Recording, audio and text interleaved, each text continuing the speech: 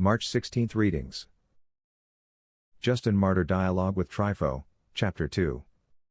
Justin describes his studies in philosophy.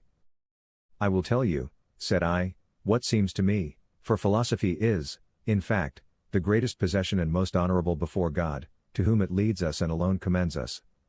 Truly holy men are those who have devoted themselves to philosophy. However, what philosophy truly is and why it has been given to mankind has escaped the notice of most people. If this knowledge were fully understood, there would not be Platonists, Stoics, Peripatetics, Theoretics, or Pythagoreans, for truth is one. I wish to explain why philosophy has become so fragmented. Those who first practiced it were considered great men, but they were followed by others who sought not truth, but merely admired the discipline and novelty of their predecessors' teachings. These later followers assumed that whatever they had learned from their teachers must be true. Over time, each school passed down its teachings, and philosophy was divided, each system taking the name of the one who had first taught it. Justin's search for truth begins. Desiring to learn personally from one of these philosophers, I first gave myself to a Stoic. I spent much time with him, but I gained no greater knowledge of God, for he himself did not know and considered such knowledge unnecessary. So, I left him. Next, I sought out a peripatetic, a man who considered himself very clever. After a few days, he asked me to settle a fee, so that our discussions would not be unprofitable. At this, I abandoned him as well, believing that a man who placed money before wisdom could not be a true philosopher. Still eager to find the highest and best philosophy, I turned to a renowned Pythagorean, a man who held himself in high regard for his wisdom. When I asked to become his disciple, he asked me, "Are you acquainted with music, astronomy, and geometry? Do you expect to understand that which leads to a happy life if you have not first mastered the disciplines that detach the soul from material things? Only by these means can you contemplate what is truly good in its essence." Commending these branches of learning, he dismissed me when I admitted my ignorance. I left frustrated, disappointed that I had failed once again. He seemed to possess knowledge, yet I was unwilling to devote the long years required to master those subjects before pursuing philosophy. Turning to Platonism. In my helplessness, I resolved to turn to the Platonists, whose reputation was great. I sought out a philosopher newly arrived in our city, a man esteemed highly among them. I devoted myself to his teaching and progressed rapidly. Daily, I felt myself growing in wisdom. The study of immaterial realities captivated me, and the contemplation of Platonic ideas seemed to give wings to my mind. Before long, I considered myself truly wise, and, in my foolishness, I even expected that I would soon behold God, for this was the ultimate goal of Plato's philosophy. Augustine. Confessions, Book 6, Chapter 1. His mother follows him to Milan, declaring she will not die before his conversion. 1. O thou, my hope from my youth, where wert thou to me, and whither hadst thou gone? Hadst thou not created me and made me distinct from the beasts of the field and the fowls of the air?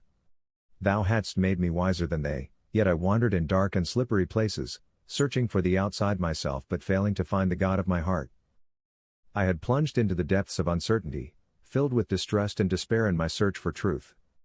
By this time, my mother, strengthened by her faith, had followed me across sea and land, facing dangers with complete trust in thee. Even amidst the perils of the sea, she comforted the sailors, those whom other passengers would typically turn to for reassurance, because she had been assured in a vision that she would reach her destination safely. She found me in a great spiritual crisis, nearly losing hope of ever finding the truth. But when I revealed to her that I was no longer a Manichaean, though not yet a Catholic Christian, she did not leap for joy as if surprised. Instead, she was reassured that at least part of her mourning had not been in vain. Monica's faith and confidence in God's promise. For years, my mother had wept for me as for the dead, believing that God would one day raise me to life. She carried me in the bier of her prayers, waiting for the moment when God would say to her widow's son, "Young man, I say unto thee, arise." Yet, when she heard that I had left Manichaeism, she did not react with excessive exultation.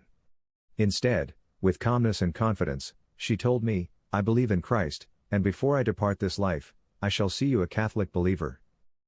These words she spoke to me, but to thee, O fountain of mercies, she offered even more prayers and tears, pleading that thou wouldest hasten thy aid and enlighten my darkness.